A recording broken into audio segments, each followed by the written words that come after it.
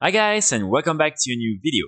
In today's video, I will be talking about the main currency from Dragonflight. This is the Dragon Isle supplies, and I will explain how you will be able to make some gold with all these different supplies. So, in order to get some of these Dragon Isle supplies, you will be able to do different type of activities. First, you will get some of them when killing specific rares across the different regions of the Dragon Isles. You will also get some of these supplies by completing the different quests, also all the different expedition scenarios and all the different things you will be able to do across the different regions of the Dragon Isles.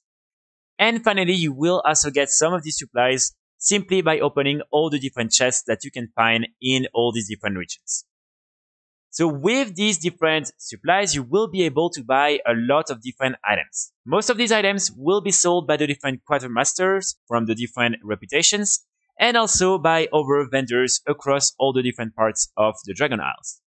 So you really have a lot of different type of items. You have a lot of cosmetic items, a lot of like just gear in general. Then you will really have all these other important items. For instance, you will have all these different techniques, all the different designs. So for professions, it's going to be very important. You will also be able to buy, for instance, some mounts and things like that. So you really have a huge variety of items that you will be able to purchase with this currency. And what's interesting is that some of these items are actually things you will be able to then sell on the auction house.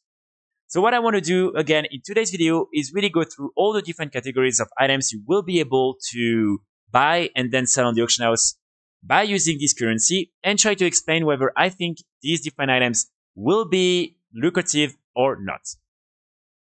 So the first category of items are going to be all the different cosmetic transmog pieces that you can buy with these different supplies. You will have a lot of these different weapons. So all these different weapons will be sold by the different quartermasters. So for instance, here, a couple of examples of all the different obsidian weapons that you will be able to buy basically with all these different reputations. So all these weapons are pretty cool, and I'm sure you will find some people who will buy them. Then as you can see, you have like all these other type of weapons, but all of them are cosmetics, and at least for now, they are all binds when equipped. So this is really something that I think is pretty interesting. When it comes to really all these different cosmetic items, if Blizzard ends up like staying like that and really making all these different cosmetic weapons binds when equipped, I think it might be very interesting, especially at the beginning of the expansion, to purchase some of them and to then sell them on the auction house. Probably after a few months, all these different items will be in high quantity on the auction house, and so it might not be very, very profitable. But I think in the first few weeks, or maybe like even first few months, it's going to be pretty good to have these items up on the auction house. When it comes to the best ones, it's going to be very difficult to say. Probably you should try to target the ones that have the best appearances and also the ones that the most people can use. But it's really going to be something I think we will have to wait and see, because right now it's very difficult for me to say whether people will be willing to invest a lot of gold in these cosmetic weapons, and also whether it will be easy or not to farm all these different supplies and to actually spend 600, for instance, for this one on one item only. So this is, I think, a very interesting category of items, but we will have to wait and see whether it will be worth the time investment or not. Then after that, we will have a few pets. So again, all these different pets are going to be sold by the different quartermasters. So here, for instance, we have this little proto-whelp, here another one, and for instance, here we have like a little monkey. So really, I think like all of them, as you can see, doesn't really require a lot of these Dragon Isle supplies. And pets at the beginning of an expansion always tend to sell, especially keep in mind again that now there are like 3 new achievements for the pet collection, and these are pretty heavy. So people who are collecting all these different pets might spend quite a lot of gold at the beginning of the expansion as soon as these different pets that they don't have will pop up on the auction house. So I think for the different pets, really, as they don't really cost too much, you will definitely be able to make some gold with them. For the ones that are binds when picked up, again, what you want to do is learn them and then cage them, and like that you will be able to then sell them on the auction house. For instance, for this one, you can directly sell it on the auction house, but really, normally, this is how it works for the binds when picked up pets. Just make sure to check first if you will be able to cage it or not, because unfortunately, sometimes some of the pets are not cageable and you cannot trade them later on. So that's one thing you need to make sure. But I think overall, the pets are definitely going to be a good way to make some gold with these different Dragon Isle supplies. And also keep in mind again that you can, for instance, buy some of these pets on one realm and decide to sell them on another realm.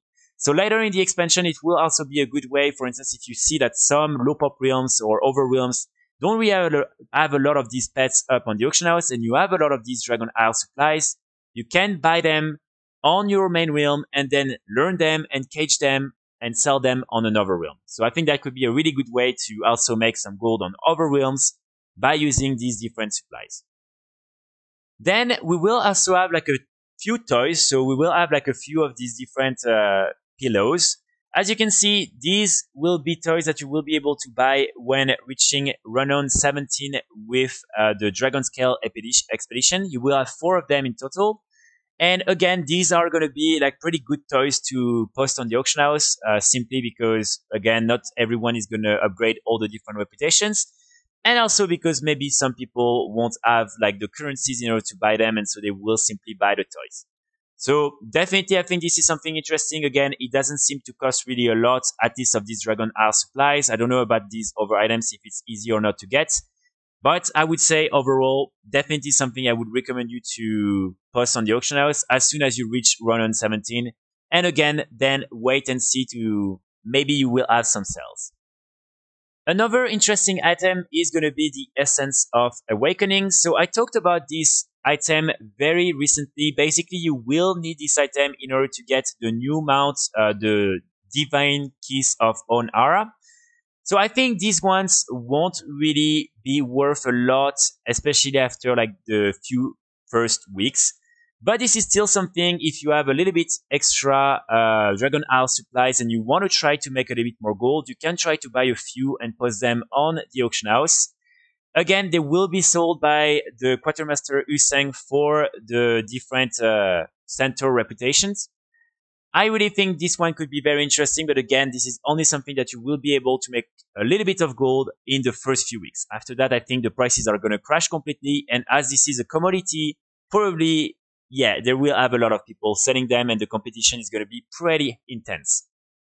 Finally, it seems that some of the techniques and maybe some other like patterns and things like that will also be BOEs. So as you can see, this one, for instance, is a BOE.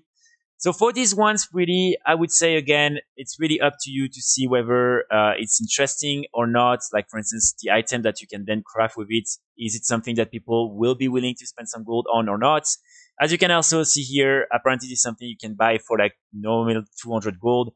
So I don't know if really this is something you should spend a lot of your supplies on. Again, as you can see here, it's going to be like minimum 500 Dragon Isle supplies. So it's maybe like 2 or 3 pets already that you could buy instead of that. So it's going to be really up to you to see whether that will be a good investment or not. And again, we will have to wait anyway for the launch of Dragonflight to see what will be the value of all these different items.